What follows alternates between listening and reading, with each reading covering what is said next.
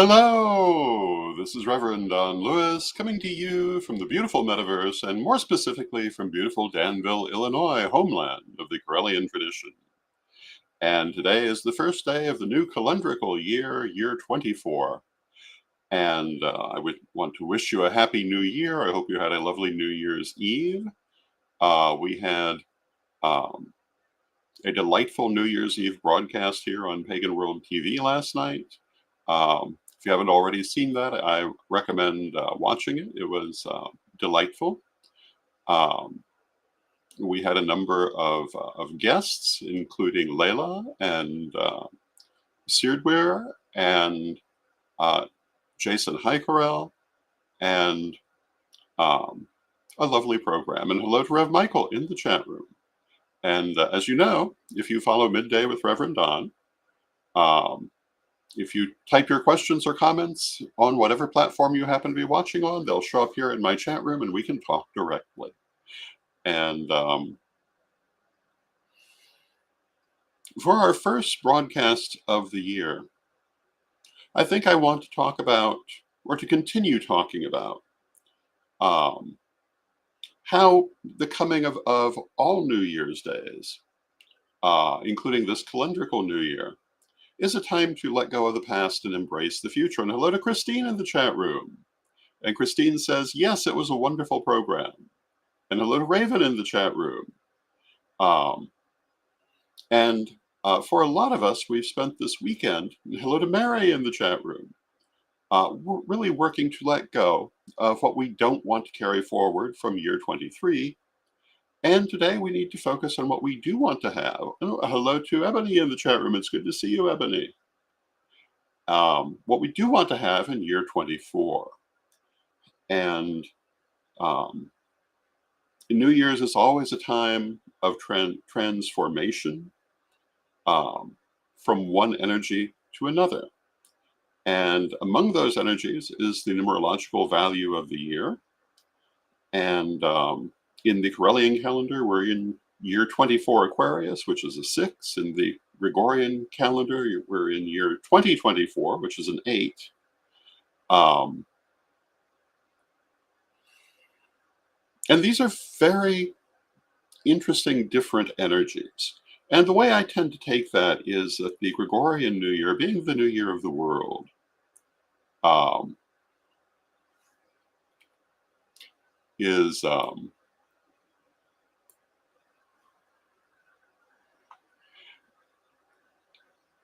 and hello to Peter in the chat room. May Goddess bless you, Peter. Have a wonderful New Year. I tend to think of the Gregorian New Year as the New Year of the world, the outer energy. So the energy of this year on the outside is very much the energy of the number 8, which is a very strong karmic energy. It's a year of great success or great failure, not much in between. It is a time of strong emotion. Hello to Davika in the chat room. Happy New Year, Davika. Um, and um, Very strong energies. But for me, as a follower of the Corellian calendar, it is the inner energy of the year. And 6 is the energy of home and comfort and love and good feeling. And so, what I'm hoping to see in this year, what I expect to see in this year based on the numerology, is a year with a great deal of action and accomplishment and transformation in the outside world, but security and peace on the inside world. And how do we get that? Well, we're magical people. We make the world that we experience. And they say that energy goes where energy flows where attention goes.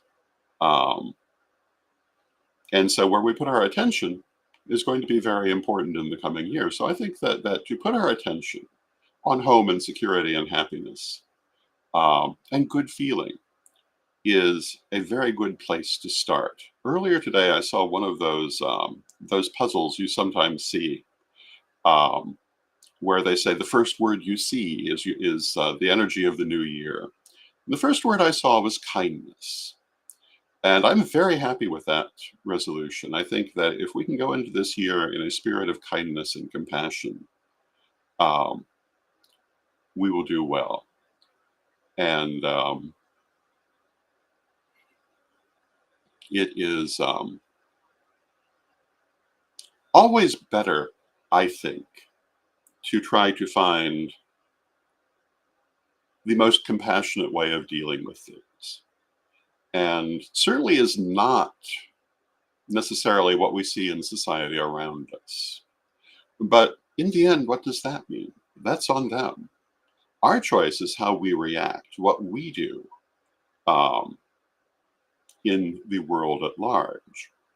And, we can um, be combative and easily offended, or we can be compassionate and find better ways of doing things. Hello to Maggie in the chat room. Happy New Year, Maggie. Um, and there are always people who who want to tear down, who want to go around damaging others, who to make a want to make the world a contentious and difficult place. But happily, there are also people who build up, who create good things, um, who try to build a better world. And again, the energy flows where the attention goes. And so, if we focus on those good things and those good people, I think that we'll find we're happier with our lives. And um, that is the energy that I want to project into this new year. I'm expecting it to be a year with a lot of activity, um, a year with many projects, and hopefully a year of many good things. And if we're going to judge from New Year's Eve and New Year's morning, um, it's shaping up very well already. New Year's Eve was spent with good friends and lovely people, and the morning has seen positive activity in several different areas. So I feel pretty good about things. One of the things that we discussed in last night's program, it was a prediction program for the coming year, and everyone seems to feel that this is going to be a very major year. I did a little bit of a reading for it on Friday. Probably I'll do another one today. For me, it came up as a very transformative year for the world. And I think that that is very much what we're going to see. But it also said that it would be positive in its outcomes. Um, and, sometimes what constitutes a positive outcome is entirely dependent on how you're looking at it, what you do with it. Um, they say one person's trash is another person's treasure. And I think this is true in life also. I've talked before about how, if you're looking for the good, you can always find it. And I've told this story before too, but I'm an old man. I tend to retell the same stories. Years ago, and by years ago, I mean in the 1980s, I remember watching an episode of the Oprah program. And it was about losing weight, which was not an infrequent subject for talk shows at that time. And they had this one physical fitness expert who had the point of view that no one could ever find happiness if they were not in a position of being very physically fit. And this person was very bitter. Um, they just could not believe that anyone could be happy with a lifestyle different from their own. And I remember sitting there and thinking, there are all kinds of people facing or having faced far larger problems than a little extra weight, who still found a way to find happiness in life. Um, there are many people facing fairly severe disabilities who lead happy lives. Why? Because they choose to. One of the people I often bring up on this subject is Corrie Ten Boom. And Corrie Ten Boom was a Holocaust survivor from World War II. She was um, from, I believe, the Netherlands. And she wrote a book called The Hiding Place. about her experiences and how even going through the concentration camps, she was able to find moments of happiness and moments that restored her faith in deity and the world. And if someone can still find evidence of the good things in the universe in a situation like that while undergoing tremendous personal loss, anyone can find good things in the world. It's a matter of whether you're looking for them. She talked about how uh, at one point she noticed, I think it was a spider in the window, going about its normal life, weaving its web and so forth. And how this reminded her that while bad things were happening, terrible things were happening. And she herself had experienced, again, terrible personal loss, the death of members of her family, and etc., that there were still good things in the world. There was still good energy in the world. Um, and that this was worth remembering. And hello to Tom in the chat room. Hello to Lavola in the chat room. And Happy New Year to everyone. Um, so when things happen that perhaps bring annoyance or pain, remember that, this is just a momentary thing. And overall, we live in a wonderful world. Um, sometimes we'll encounter trolls in our chat rooms and in our lives. And, what do we do with those? Well, for the best part, we ignore them. We don't allow other people's negativity to bring us down if we can possibly help it, because that's what they will do. That's what they're about. Um, and that's very sad that anyone is living their life in that energy, but you can't fix that for them. You can only deal with your own energy. And I think that it's very important for us to remember that we set the tone of our lives. We can look into the future and um, look for the good things in life, focus on positive projects, or we can be totally focused on things of the past that upset us. I know which one I prefer. I know which one I choose. Hello to Julia in the chat room, and I recommend the same to you. And hello to Cherry in the chat room. And Cherry says, glad we made it to a new year. Be positive with yourself and life will be great. Exactly. Cherry has said it perfectly. Um, and hello to Joanna, or to Joanne in the chat room. And Joanne says, nature is sometimes the most hopeful of inspiration. Absolutely. I was taught growing up that if you want to understand God in the total neutral sense of the word, you look at nature, because where else can you more clearly see the divine character than in nature, in that idea of as above, so below? Um, And when you look at nature, what do you see? You see endless activity. You see endless life. You see endless creation. Um, and when one thing doesn't work, you see something new come up to replace it. Um, Nature is in the end a very positive place. It's also a place of endless change and transformation. And this, if we believe in the concept of as above, so below, which I was raised to believe in, and hello to Rita in the chat room. And happy 2024, Rita.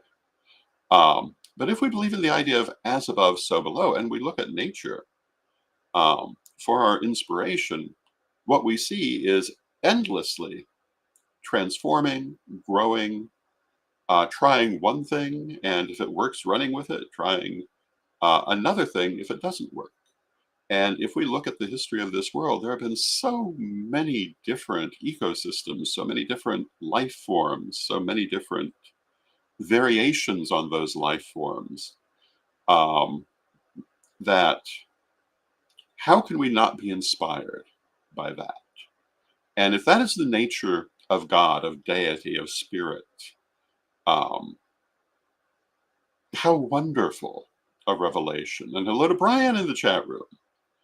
Um, so when I think of deity, this is what I think of. I think of that endless spirit of life and endless transformation and endless new ideas. And And hello to James in the chat room. And the Lady Bitterwind was one of the great influences on my life, and she was a huge Trekkie um, back in the day. And she had actually a rather large role in Star Trek fandom in the 1970s as an artist and occasionally a writer. But she would have pointed out the Vulcan idea of um, infinite diversity in infinite combination, I believe it is. But that's exactly what you see.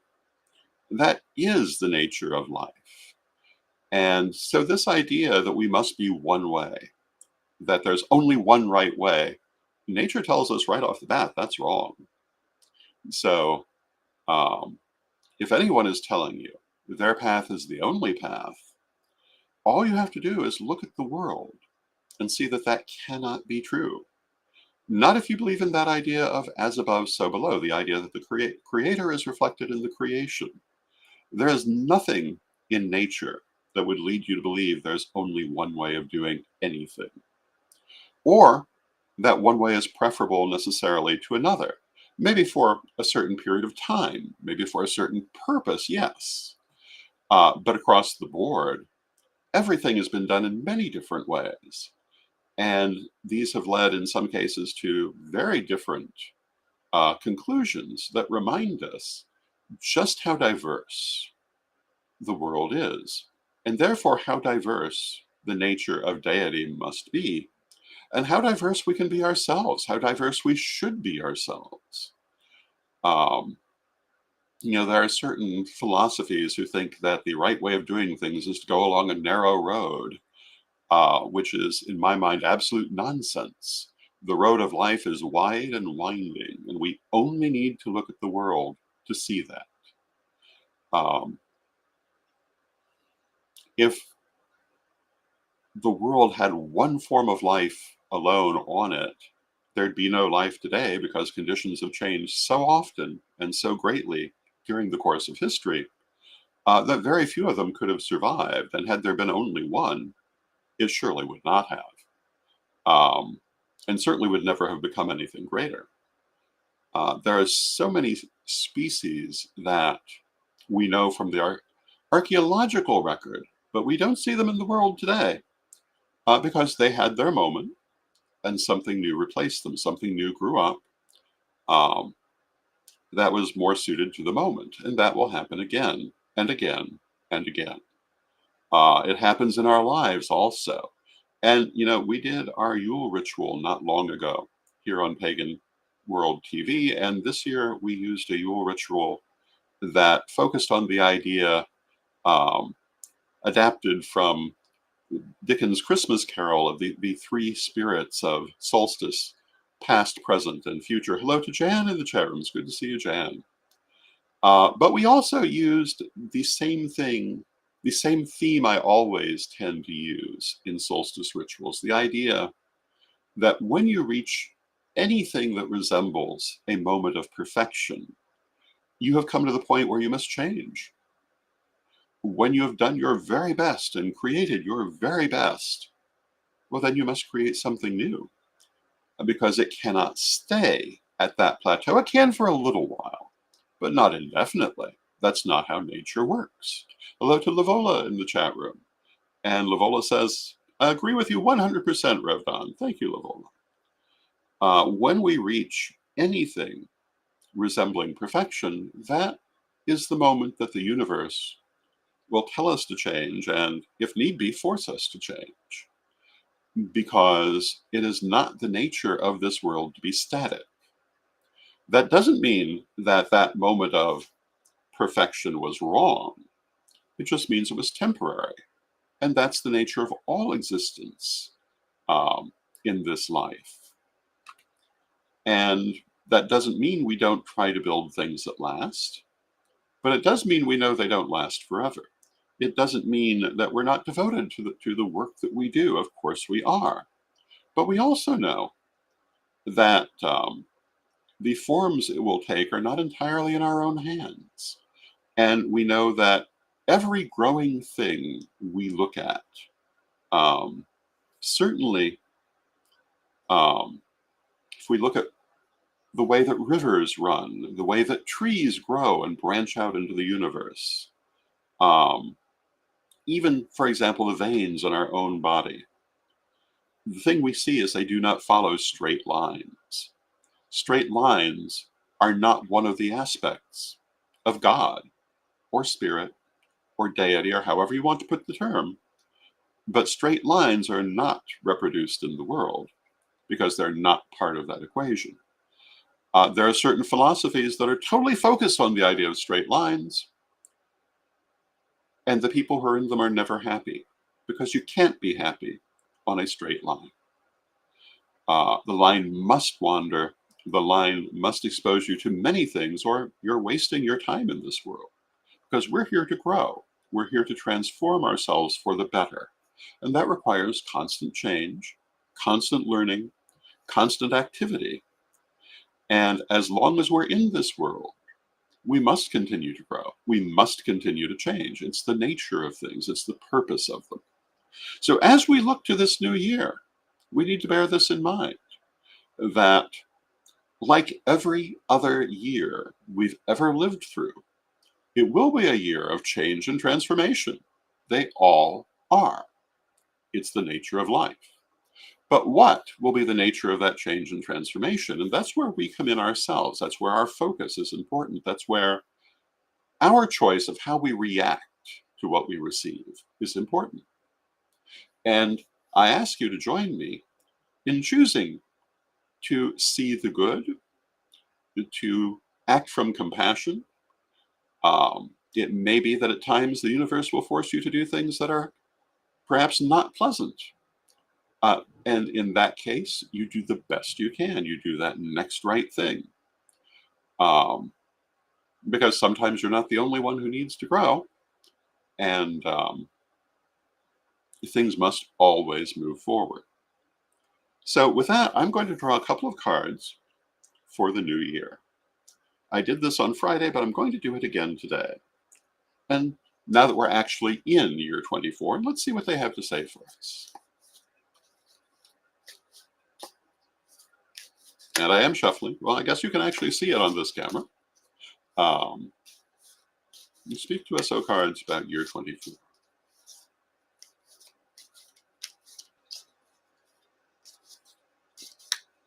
And of course, I'm using the Tarot of Hecate, which I designed way back in the 1980s.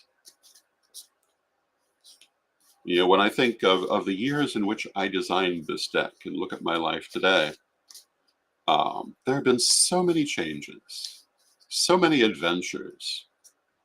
And I know there are more waiting because I'm still alive.